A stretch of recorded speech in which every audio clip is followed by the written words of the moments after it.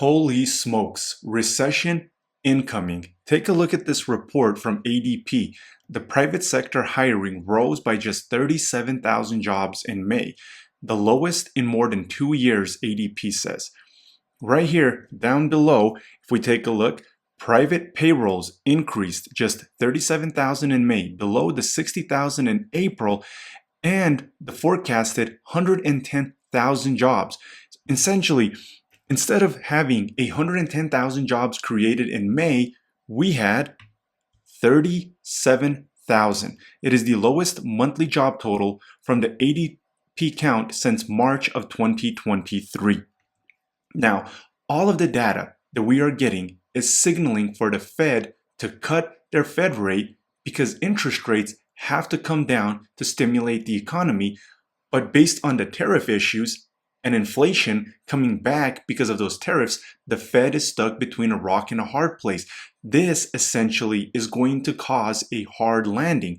The longer that these interest rate cuts are delayed, as they should be happening right now to stimulate the economy, the worse off it's going to be when they finally do cut the rate because it's going to be too late.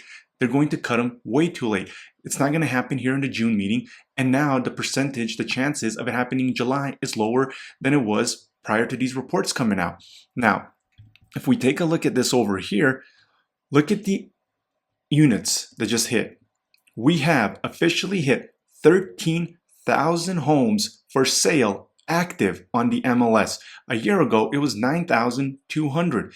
Almost 3,000 more homes. Now, why is this a big thing? Well, we see that this inventory is continuing to grow. This gap has sustained itself from those March and April highs. Now, if we go over here, this is why it's very important. And then I'm actually going to show you. And this is important because if you buy a house, you time the market wrong, you are not financially stable to make a purchase, and things flip, you go underwater, you lose your job. You want to make sure that you're making a financial decision that you feel comfortable with and a financial decision that you can actually sustain. That's why you want to analyze the data. You want to analyze what's going on. That way you can make a decision you feel comfortable with. Look, there's no crystal ball, but analyze what's going on in the economy, what's going on in the housing market, and make the decision that you feel is the best for you. Now, right here, if we take a look at the inventory, right, we hit 13,000. I don't know why it's doing this. We hit 13,000 right here. That is essentially 3,000 units higher, the gap. And now when we come over here to the active listings, look at this blue purple line. It is way higher than any of the years past.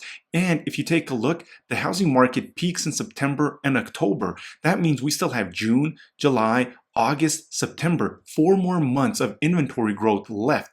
And essentially, if we're hitting 12,000, 11,000 over here, we're going to be approaching 15,000 by the time September and October comes. That is a huge, huge increase, and interest rates are not coming down. If you take a look at this, they're just not, and they actually bounce right back up after all of these reports, which again is counterintuitive to what we need. We need these interest rates to drop to stimulate the economy in order to have that chance of the Fed actually doing their soft landing. That's why this is very important. You want to analyze and take a look at what's going on in the economy, what's going on in the housing market. I'm going to show you what's going to happen here as far as inventory and prices as well. If you want to be a more informed buyer or seller, make sure that you sign up for the email that I send out monthly with what's going on in the housing market. And this is what it looks like. You're essentially going to have what the inventory growth looks like for the entire Utah housing market year over year, as well as the different areas that you're interested in. That way you can follow it. I even have the St. George area down here and of course the greater Salt Lake area. Make sure you sign up. That link will be down below in the comment in the description. And do me a favor, smash that like button. Help me get this video in front of more people. Also subscribe, that way you're notified when new videos drop. And when you do need a realtor in Utah, if you're a buyer or a seller, my contact information is down below and nobody has your back like Dinko the Realtor. First, I want to share something with you guys. If everything's great in the economy, Klarna lands a buy now, pay later deal with DoorDash. And this was in March of 2025, just a couple of months ago. I mean, people have to now buy now, pay later just to be able to eat. And then what we had was Walmart said in March of 17, they said, oh, hey, no way. Now Walmart becomes part of Klarna, the buy now, pay later. And then Costco said, well, hey, hold my beer, let me do it too. So Costco comes and says, hey, major changes of purchases, and it starts this month. Now, you have to ask yourself, if everything is great in the economy, why is everybody offering buy now, pay later? That is a sign that things in the economy aren't doing so great. And our 1.2 trillion record in credit card debt, how many hundreds of millions and billions of dollars is there to add to the national credit card issue that we're having? Would it be $1.5 trillion, $1.6 trillion if we were to calculate the buy now, pay later into the credit card debt, which we didn't have until recently? And this is all the different kinds of things that we have to analyze. And take a look at this. Klarna, this is the biggest buy now, pay later provider. Users are buying now, but not paying later.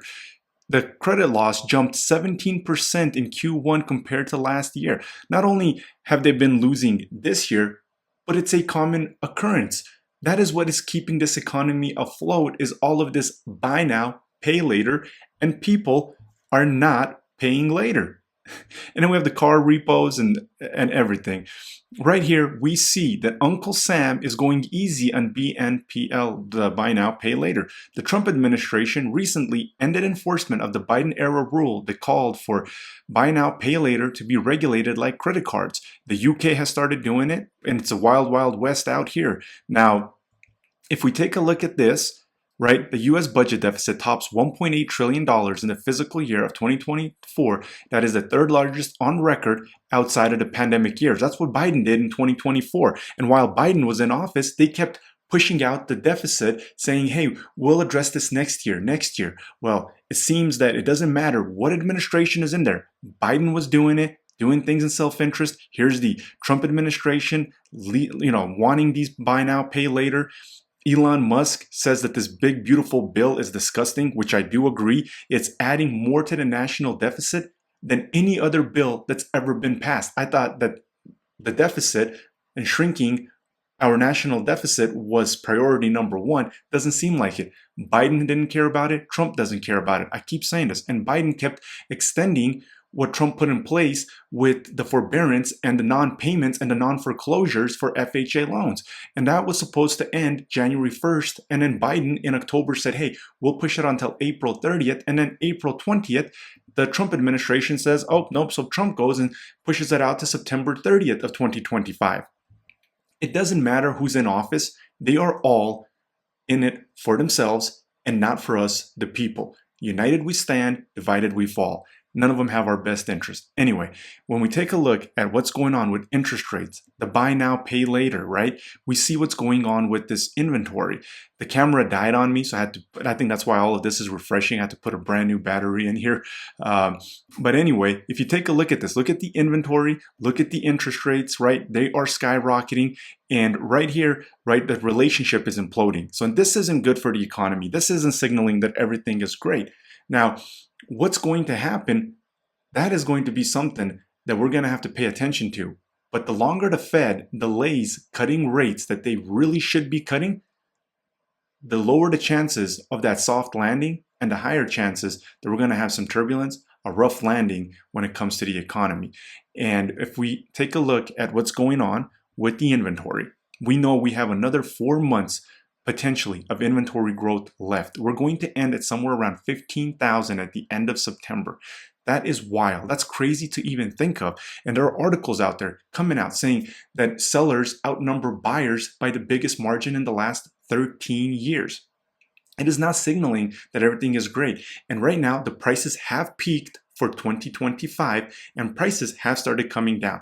People that I've been helping, that have been putting stuff on their home search sheets, they are seeing prices softening. Now, if you want to be on the emails that I have going out that are going to help you stay up to date with what's going on in the market, just make sure you sign up. The link will be down below. And this is what it's going to look like. It's going to have the inventory growth. It's going to have the different counties that you're interested in. And if you haven't yet, also make sure that you subscribe because nobody has your back like Dinko the Realtor. Sign up for that email. The link will be down below. When you do need a realtor anywhere in Utah, remember, Dinko the Realtor has your back. This Friday, I'm having my annual all-you-can-eat ice cream event. The Scoop ice cream truck is going to be there, loaded with ice cream, all-you-can-eat ice cream.